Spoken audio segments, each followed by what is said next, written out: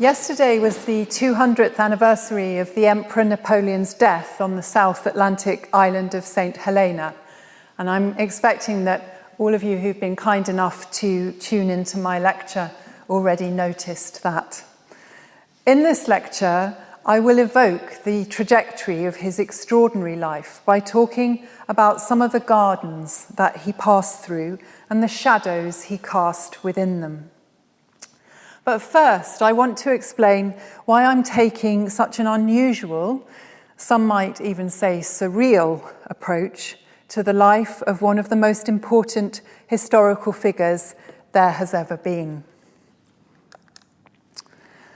So as you see, I'm illustrating this first part of my lecture with René Magritte's plaster copy of the Emperor's death mask, overpainted by sky and clouds. There are a number of these masks, and this is the Tate's copy.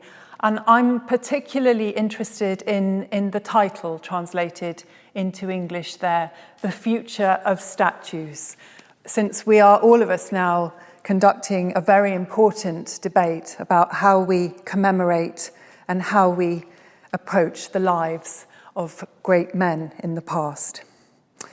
I want to start my lecture with what is an unexpected and odd claim, that gardening was the first and last passion of Napoleon Bonaparte, a figure still recognised by his silhouette 200 years after his death. Between cultivating his first garden at school in Brienne-le-Château in northern France and his last garden in exile on St. Helena, he won and lost an empire. He was born in Ajaccio on the island of Corsica on the 15th of August, 1769. He became Napoleon, Emperor of the French, in 1804, and abdicated a decade later.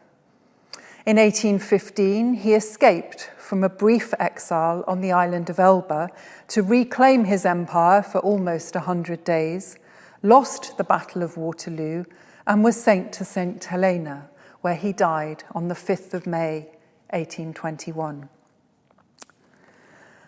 At the beginning and end of his extraordinary life, gardening offered Napoleon a retreat from the frustrations of powerlessness.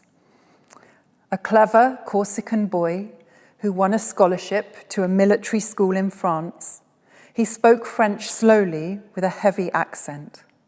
He wanted, at times, to shut himself off from his peers, to read, think, and remember his home and family on the island of Corsica. He was powerless in the ordinary sense, a child from a secure but modest background with an unknown future ahead of him.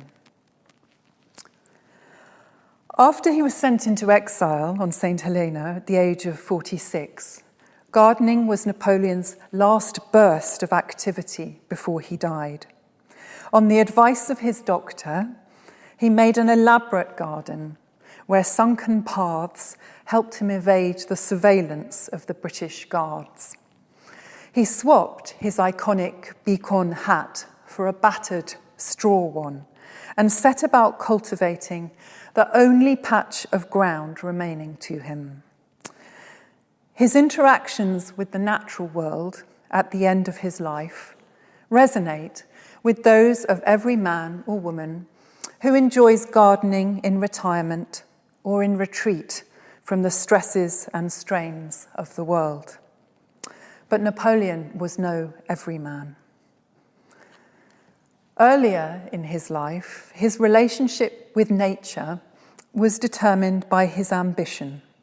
First, to advance himself within the chaotic aftermath of the French Revolution, and then to become the most important and feared man in Europe. Even in exile, there were echoes of grandeur in the extensive and meticulous plans he laid out for his last garden. Napoleon spent 5 years at the military school in Brienne-le-Château and 6 on St. Helena. These blocks of time enclose his life like bookends. They are the periods during which he had little control over the conditions of his everyday life and found refuge in growing plants. In between his first and last gardens, the arc of his life rose towards the sky before falling back down to earth. As his power grew, then declined, he rarely had time for gardening himself. But he passed through many gardens, large and small, public parks, private green spaces, admiring them. Often he ordered improvements, commanding other people's labour, always imagining a grander garden than the one that existed.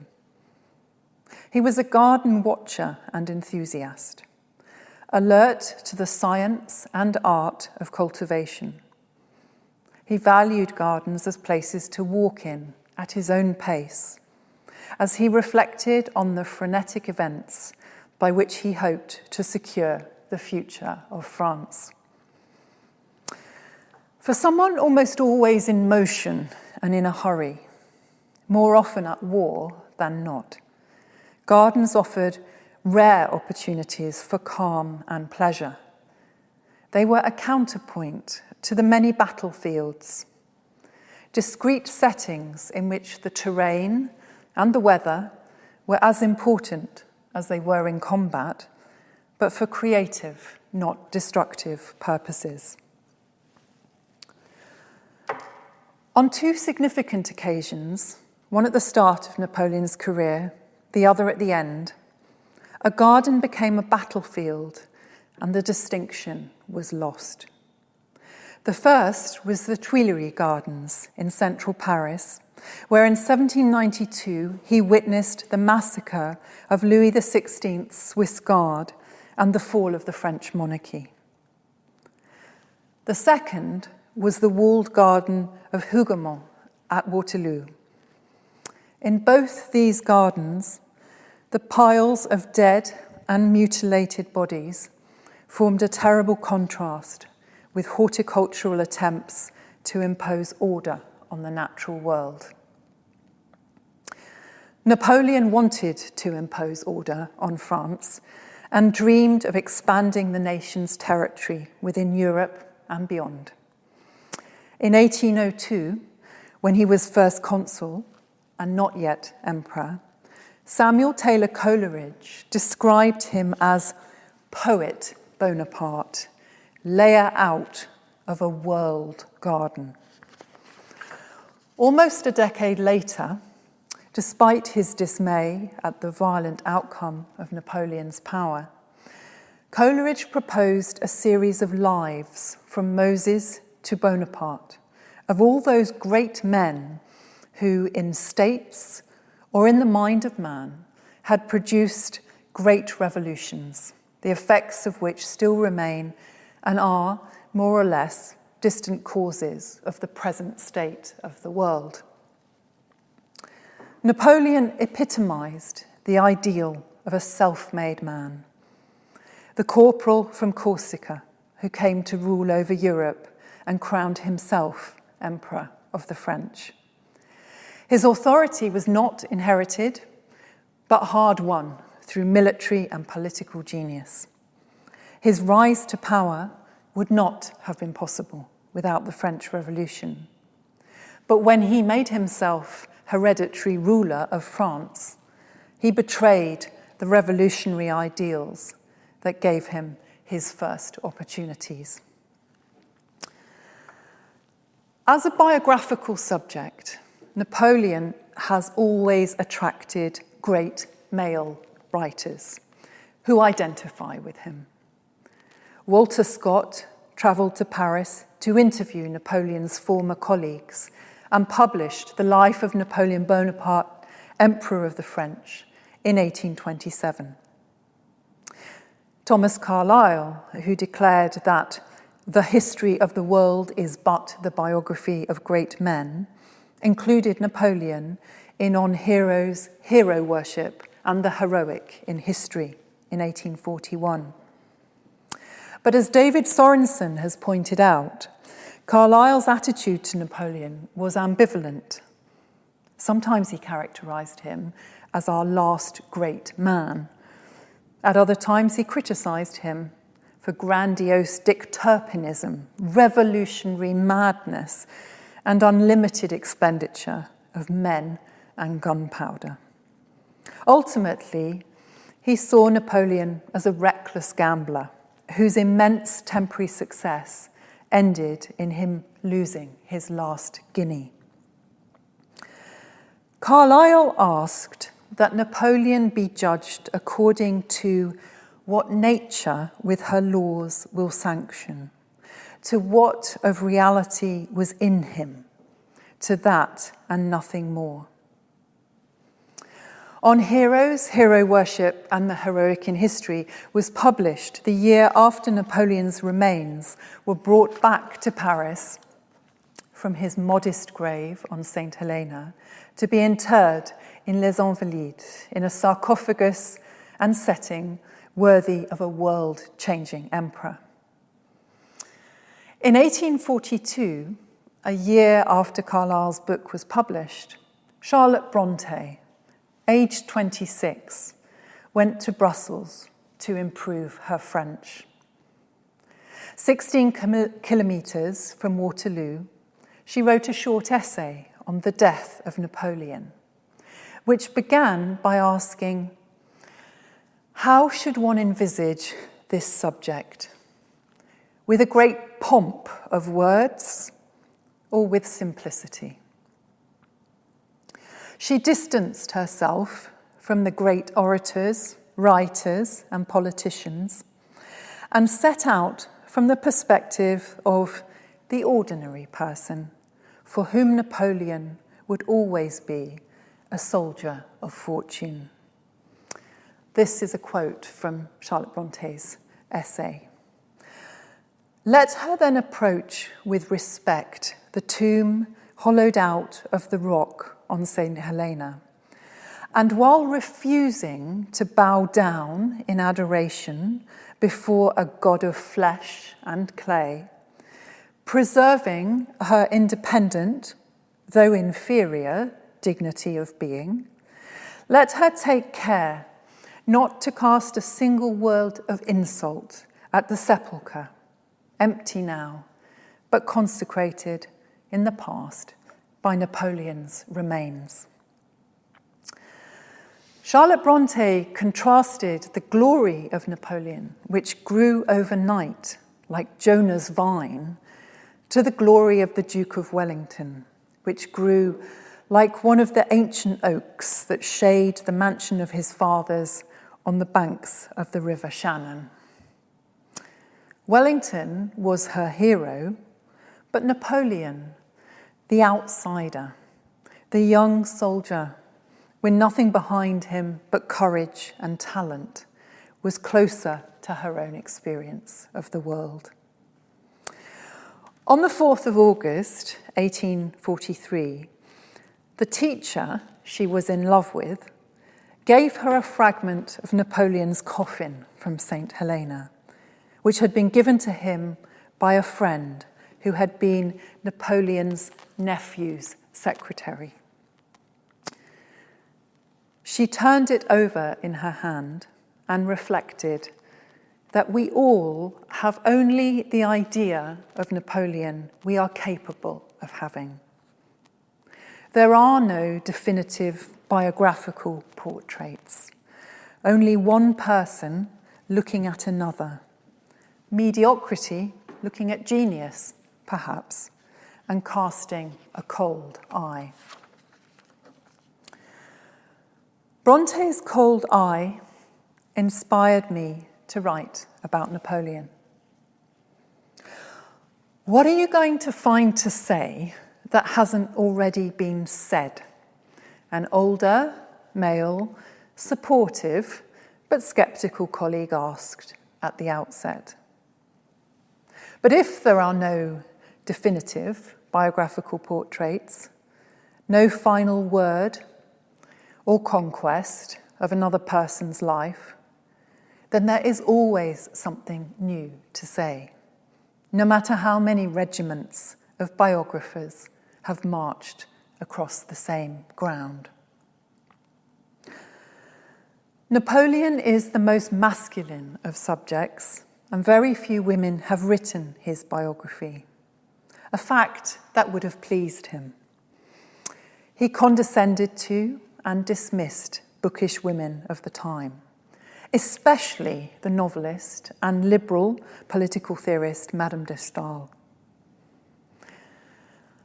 When she first met the young hero, de Staël tried to talk to him about revolutionary politics, about which she was exceptionally well informed. In response, he asked her how many children she had. He believed women should be concerned with childbearing, not politics or literature. I do not like women who make men of themselves, any more than I like effeminate men, he told his secretary. In retaliation, de Staël wrote eloquently about Napoleon's egoism. He regards a human being as an action or as a thing, not as a fellow creature. He does not hate more than he loves. For him, nothing exists but himself.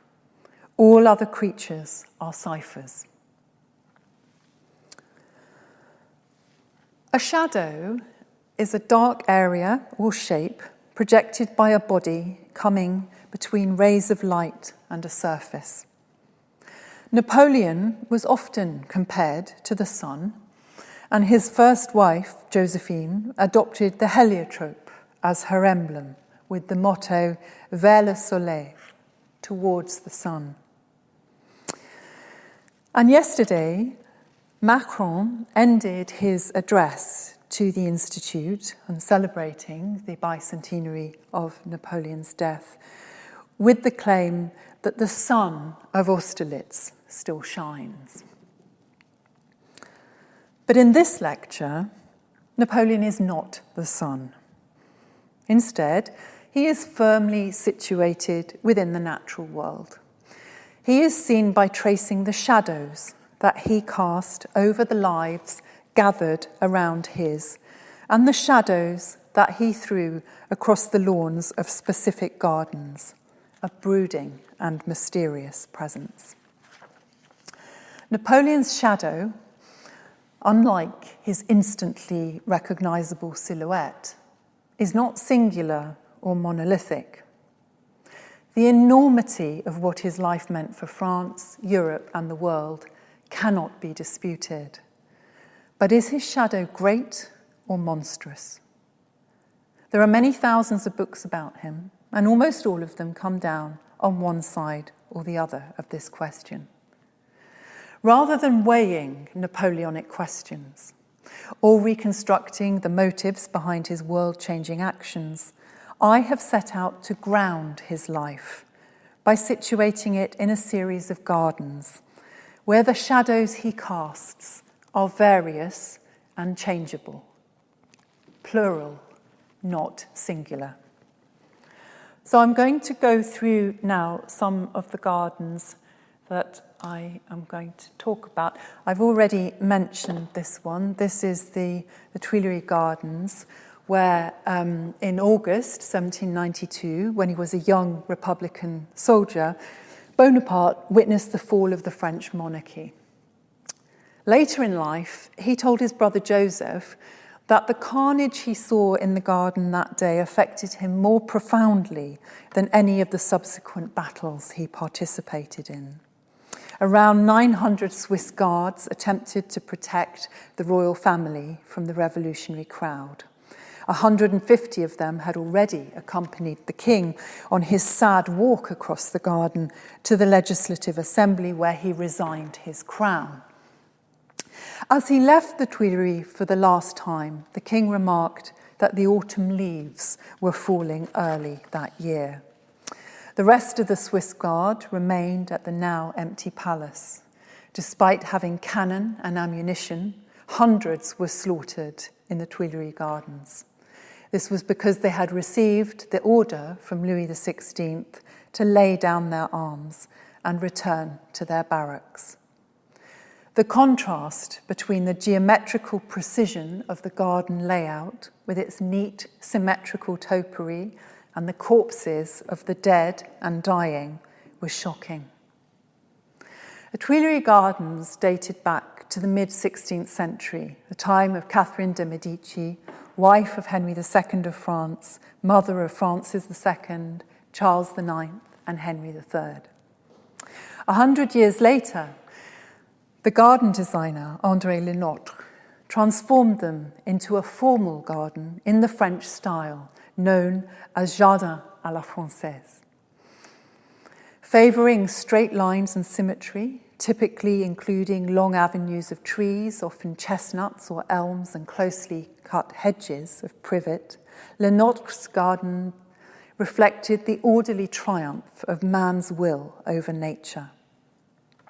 With retrospect, Bonaparte was not sure if it was the smallness of the space, the unusual spectacle of a bloody battle inside a garden, the density of dead bodies piled on top of one another, or the fact that he was still young and inexperienced, and this was the first time he had ever seen bloodshed. He remembered walking through the garden in the aftermath of the massacre and seeing well-dressed women behaving with gross indecency, mutilating the genitals of the murdered Swiss guards, seemingly civilized people descending to bestial behavior. Afterwards, making the rounds of nearby cafes, he noticed the anger in people's faces, sensing revolutionary rage in every heart.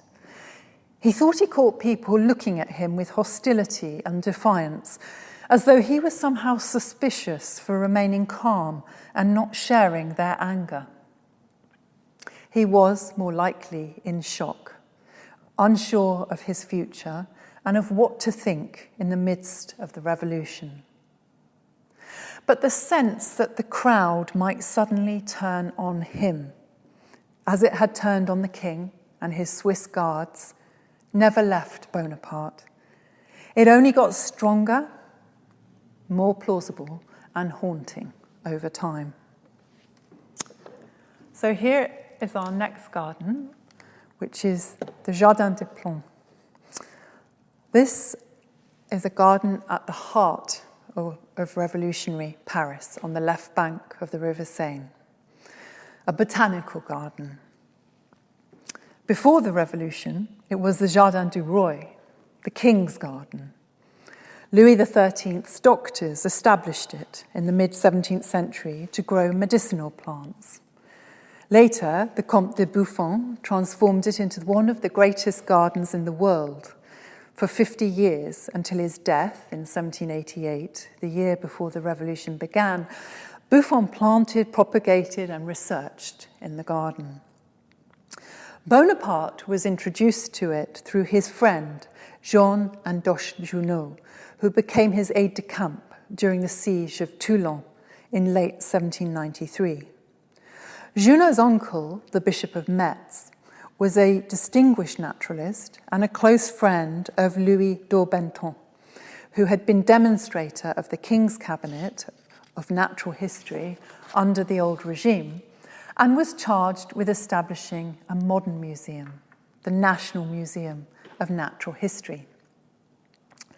When Junot and Bonaparte were in Paris together, they often went for walks in the Jardin des Plantes. Bonaparte loved to go on tours of the greenhouses. The greenhouses were not yet what Junot's future wife would later describe in her memoirs as the finest temple ever raised to nature in the midst of a city, but they were already filled with rare and fascinating plants. By the spring of 1795, Paris was starving. At the Jardin des Plantes, there was nothing to feed the animals in the menagerie, not even horse meat, and over half of them died and became specimens in the museum. Less than a year after the fall of Robespierre, famished citizens looked back with fondness to the regime of terror, remembering that then there was at least bread. It was in this context of a nation exhausted by 6 years of revolutionary uncertainty and foreign and civil wars that Bonaparte began his rise to power through the army. As he conducted his conquering march through Italy during the First Italian campaign, Bonaparte collected natural history specimens and fine art. The Directory, which was struggling to govern France, appointed a commission of arts and sciences to help him, which included scientists, naturalists, and artists. On the 27th of July, 1798, the Directory celebrated its 4 years in government since the fall of Robespierre with a 2-day festival of liberty. The procession began in the Jardin des Plantes at the Natural History Museum, where live animals, including camels, ostriches, lions, and gazelles, and 45 cases of specimens were loaded onto wagons decorated with tricolour ribbons and garlands. The crowd sang, "Rome is no more in Rome, it is all in Paris."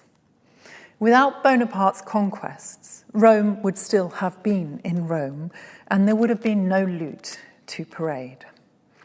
But he was nowhere to be seen. He had already set sail from Toulon for Egypt on a voyage of exploration, leaving his growing reputation for military glory to hover over the festivities. The parade included 2 floats that bore enormous representations of the rivers Tiber and Nile. On behalf of the Republic, Bonaparte had dominated the land watered by the Tiber.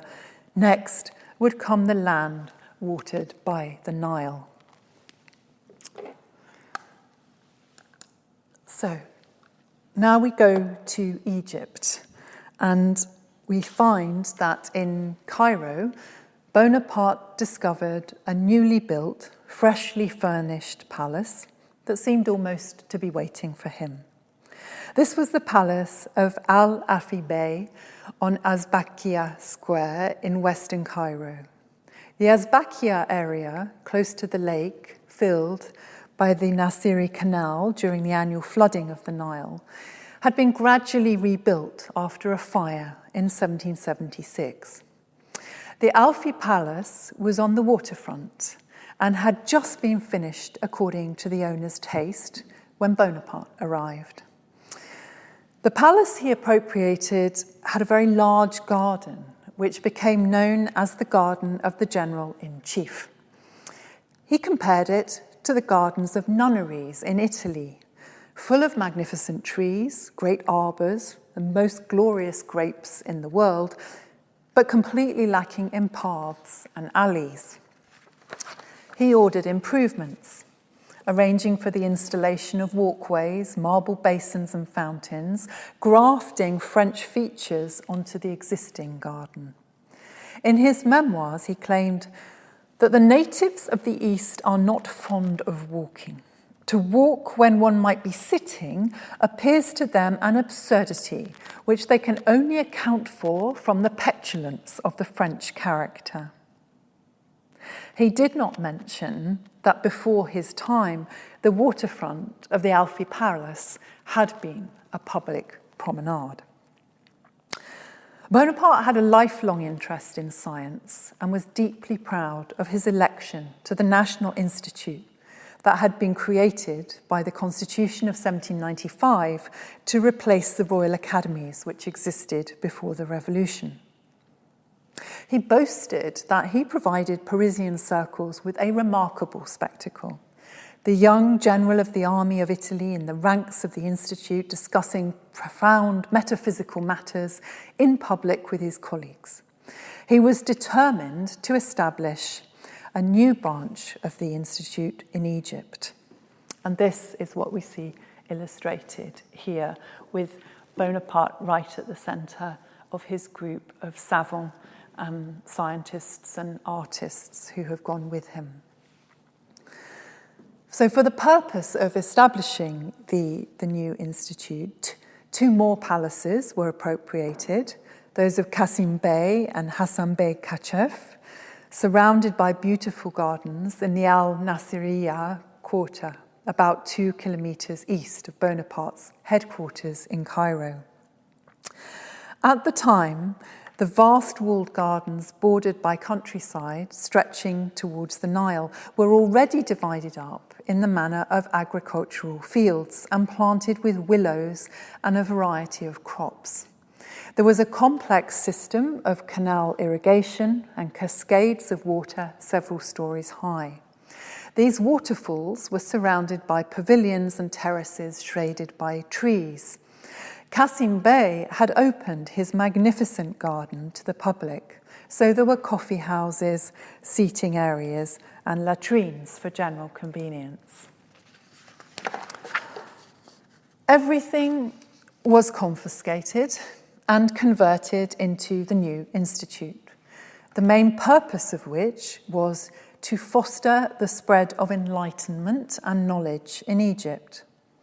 Scientific discovery, rigorous classification of phenomena, and the application of reason to understanding the natural world were among the aims of the Institute, but so too were the more worldly goals of local administration, domination, and governance. Bonaparte ordered the establishment of a French and Arabic press, a physics and a chemistry laboratory, a library and an observatory in the garden of the new institute. The real conquests, he said, the only unregretted ones, are those against ignorance. The worthiest and most significant occupation for nations is to enlarge the frontiers of human knowledge, he declared.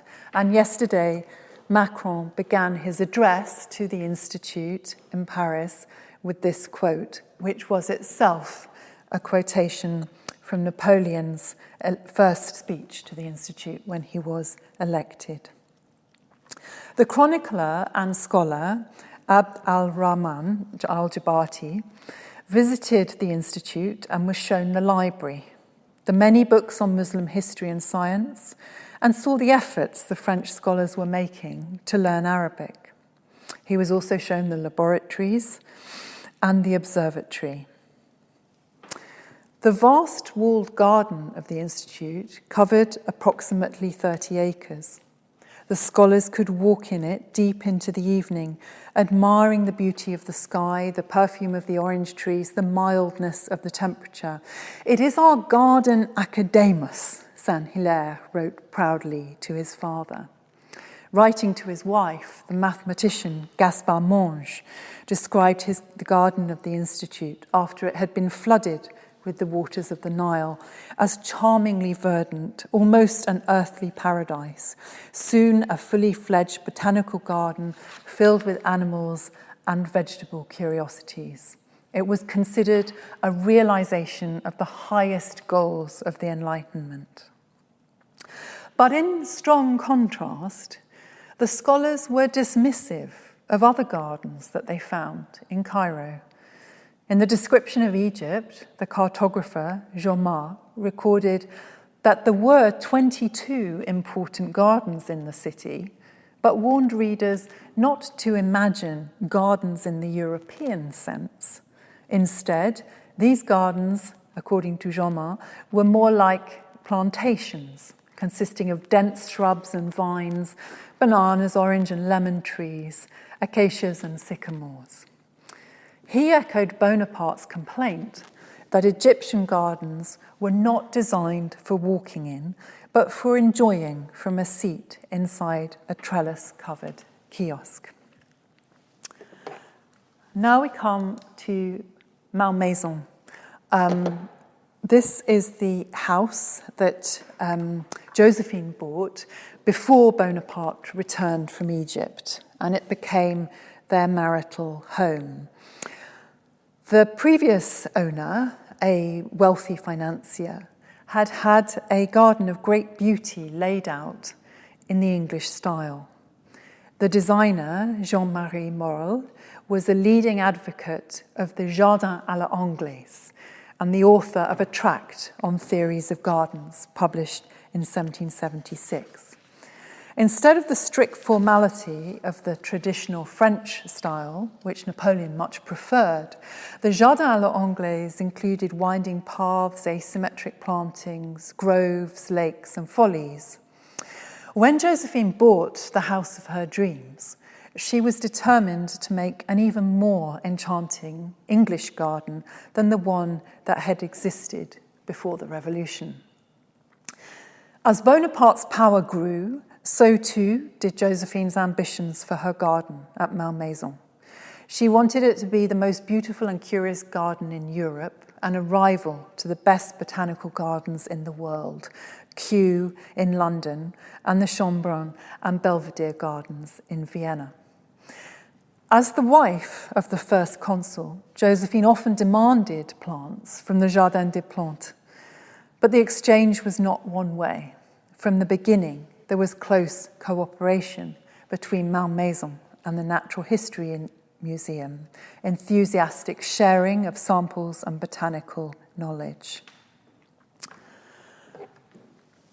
Now, we come now to an image which is a satirical cartoon on the gardening theme.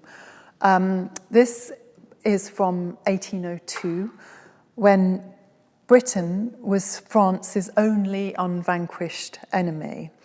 And the two countries, which had been at war for almost a decade since the execution of Louis XVI and the start of the Terror early in 1793, finally achieved the Peace of Amiens, under which Britain at last recognized the French Republic. But it only lasted just over a year. The Peace of Amiens was signed on the 25th of March 1802 and ended on the 18th of May 1803. During that brief interval of peace, Britain could afford to ridicule and dismiss the threat of Bonaparte. So here we see in the cartoon, with the artist Charles Williams has depicted George III and Bonaparte in their gardens on opposite sides of the channel, each growing a crown in a tub hooped with gold. George III is plainly dressed, wearing a gardening apron and leaning on a spade. Bonaparte is in military dress, but has also donned a gardening apron and oversleeves. George III's crown thrives at the top of a vigorous oak sapling. But Bonaparte's crown droops, unsupported by a wilting plant. Behind Bonaparte, a rows of red flowers in pots labelled military poppies, and a wheelbarrow filled with coins into which he has stuck his sabre.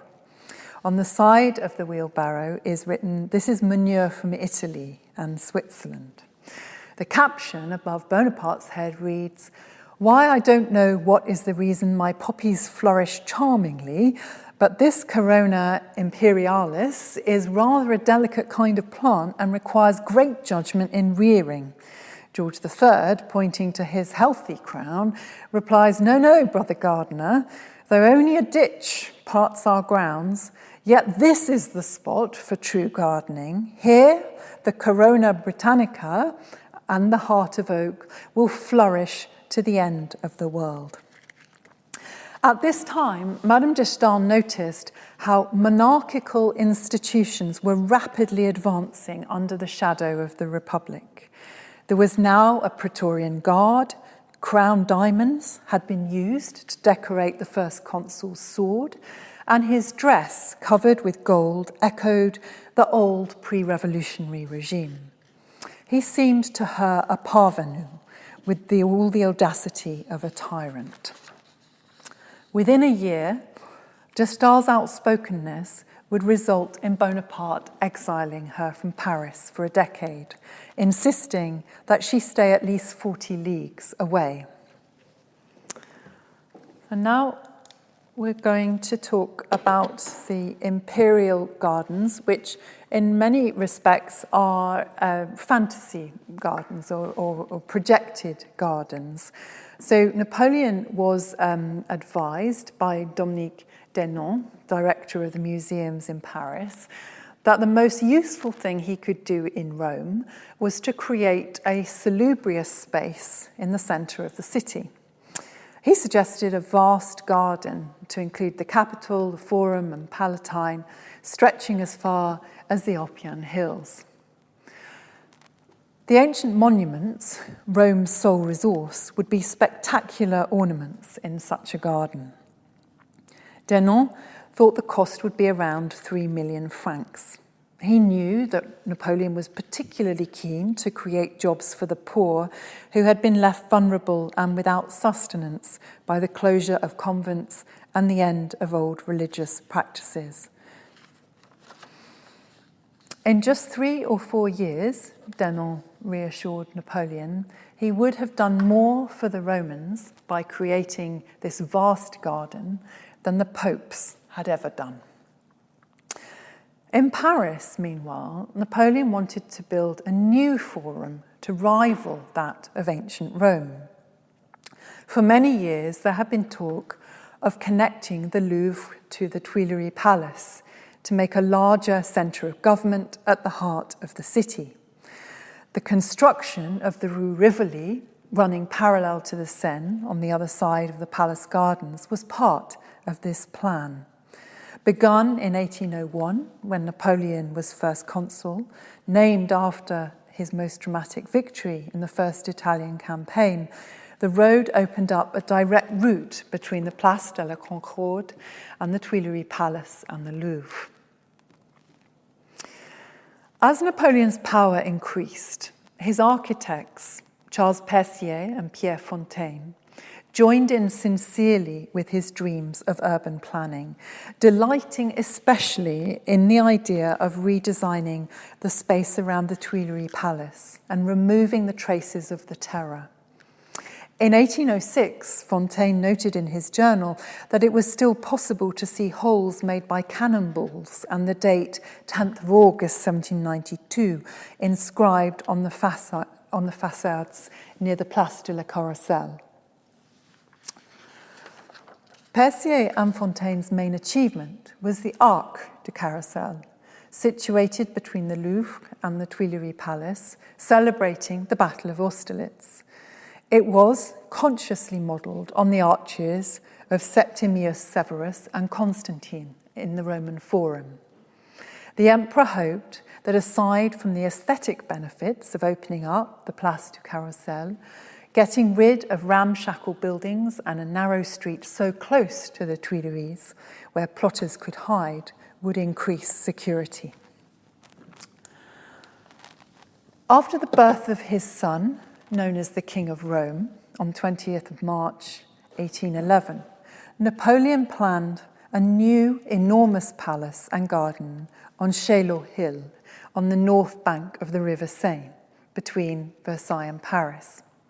In the emperor's dreams, and those of his architects, the new palace would be far superior to Versailles. The first stone was laid on the 15th of August, 1812. That was Napoleon's own birthday, and the same day as the attack on Smolensk, a walled city 360 kilometers southwest of Moscow. Despite the disastrous Russian campaign, Fontaine did not notice any slowing down of the project on Chaillot Hill until the following year. Following calls for Napoleon's abdication in 1814, the Fantasy Palace on the banks of the Seine shrank to a garden pavilion, and that is what we see here. Move now to the walled garden at Waterloo. Napoleon and Wellington had never faced each other on a battlefield before Waterloo, and when they did, both commanders decided in the course of the battle that the Château of Hougoumont was a crucial stronghold to be kept or taken at whatever cost. Hougoumont was a set of buildings, including a chapel, manor house and farm, arranged around 2 courtyards and mostly enclosed by high garden walls. And you can see the high garden wall there with its loopholes behind the trees. During the Battle of Fleurus in 1794, when French émigré forces opposing the Revolutionary Army had occupied Hougoumont, they found it to be a fully functioning farm with all kinds of agricultural equipment and livestock. In 1861, the novelist Victor Hugo spent 2 months exploring the battlefield and remains of Hougoumont, which was once again a functioning farm. Wandering around the garden, Hugo could see that it had once been a garden in the formal French style. He found the orchard and counted 38 loopholes in the garden wall, commenting that the wall looked ready for renewed fighting. And yet, the orchard was as susceptible to the month of May as any other. There were buttercups and daisies and high grass, cart horses grazing and washing hanging out to dry on ropes suspended between the trees. The skeletons of dead trees, Hugo wrote, abound in this orchard. Crows fly in their branches, and at the far end is a wood full of violets. There was a deep irony and melancholy in the carpet of violets, the symbol of hope for Napoleon's return from his first exile on Elba, that Hugo saw or imagined in the wood beyond Hougoumont. As he understood it, Napoleon's defeat at Waterloo was also the definitive defeat of the French Revolution. The mounted Robespierre was unseated, he claimed, at the end of the chapter in Les Misérables, entitled, Is Waterloo to be Considered Good? Robespierre never fought in a battle, might not even have known how to ride a horse, and almost certainly never owned one. There could not have been a greater contrast between Robespierre, the academic lawyer whose name became synonymous with revolutionary terror, and the soldier Napoleon, who devoted himself to France's glory. I'll just show you the burying of the bodies at Hougoumont before we move now to Napoleon's last garden on St. Helena. So during his captivity on St. Helena, in September 1819, a new doctor arrived, sent to Napoleon by his mother, Françoise Carlo Antomarchi, an Italian physician, and it was he who made the plaster cast of Napoleon's face after he died, which became his death mask. Antomarchi urged his patient to resume exercise. Where? Napoleon asked. In the gardens, in the fields, in the open air, the doctor advised. Although he was feeling better, Napoleon remained resistant to exercising under the surveillance of the British redcoats, so Antomarchi suggested gardening. You must dig the ground, turn up the earth, and thus escape from inactivity and insult at the same time. The suggestion was well received. Dig the ground. Yes, doctor, you are right. I will dig the ground. By the next morning, he had appointed his Swiss servant, Novares, who had previous agricultural experience, as chief gardener. They were already discussing elaborate plans for expanding the existing gardens. So Napoleon was absolutely delighted with this elaborate bird cage that Chinese labourers who had been brought to St. Helena by the East India Company, made for his garden, even though all the birds he put in it died. In a candid moment, Napoleon told General Gourgaud that if he had not been a captive, the life he lived on St. Helena would have suited him very well. I should like to live in the country. I should like to see the soil improved by others, for I do not know enough about gardening to improve it myself. That kind of thing is the noblest existence. At the end of his life, he believed man's true vocation is to cultivate the ground. Thank you.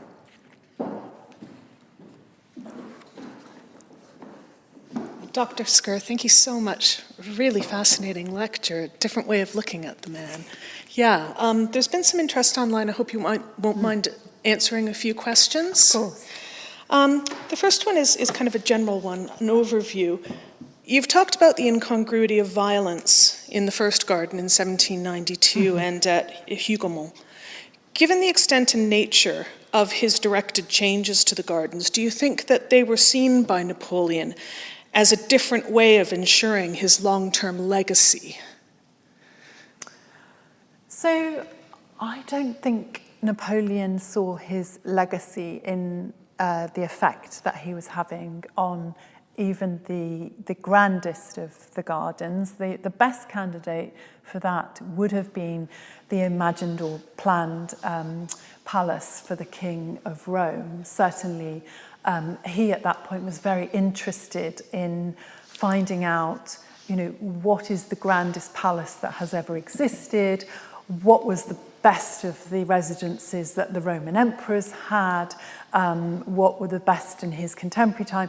And so he would have imagined that if that palace could have been built with the associated gardens, that would have been a huge physical legacy at the centre of Paris. Thank you. There's a question about Josephine here. What do you think to what extent was his interest in gardens influenced by Josephine, who was this distinguished horticulturalist? Yeah, so that's a very interesting question. So they clash in terms of style, as I was indicating. He is basically an advocate of the formal à la Française style of gardening, and she wants the picturesque, informal, romantic, English-style garden. So they definitely have some quite serious disagreements on this topic, which really shows that he cared about the garden, and certainly he also cared about the expense on the garden. So he wants always to have the grandest of effects that are possible for the lowest cost, and he gets highly irritated by her overspending on the garden, by being asked to buy up land so she can knock down the house that's on it. And he says, if I buy this for you, I don't want you knocking it down and just putting up a silly grotto there. So certainly I think the garden framework gives access to the dynamic between the two of them, and in many respects they're equals. I mean, they are a very well-matched pair.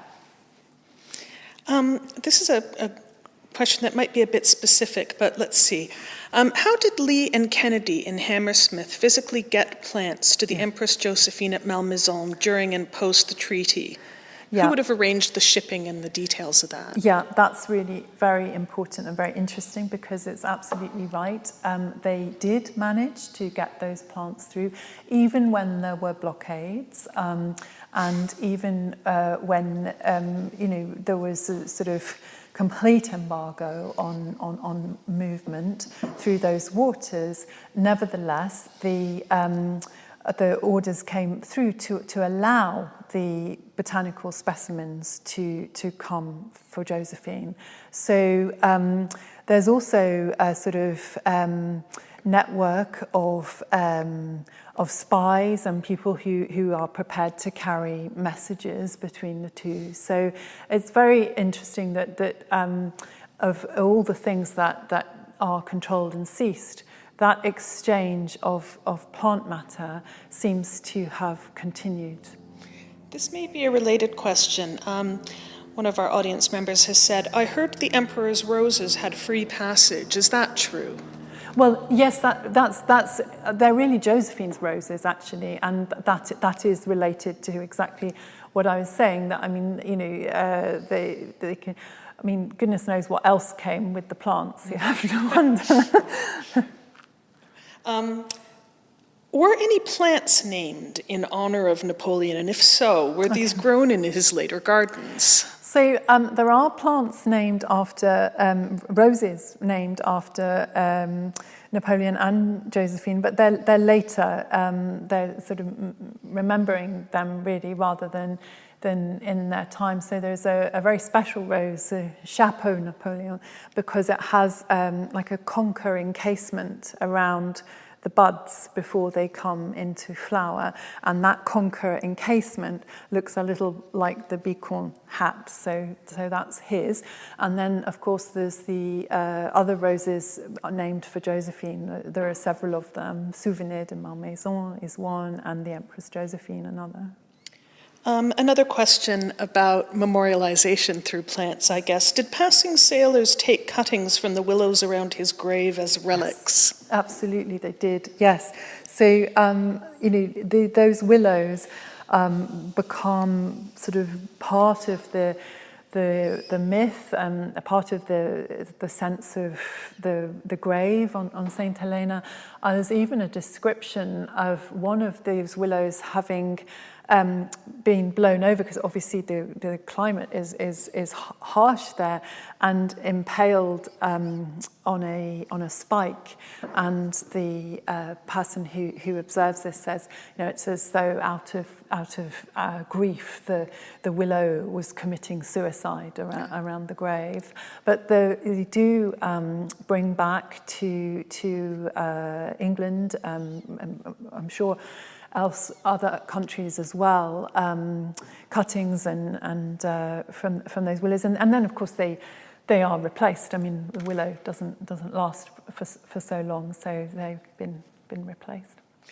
And just one final question. You spoke about at the end of the lecture about the garden at St. Helena and his desire to live in the country.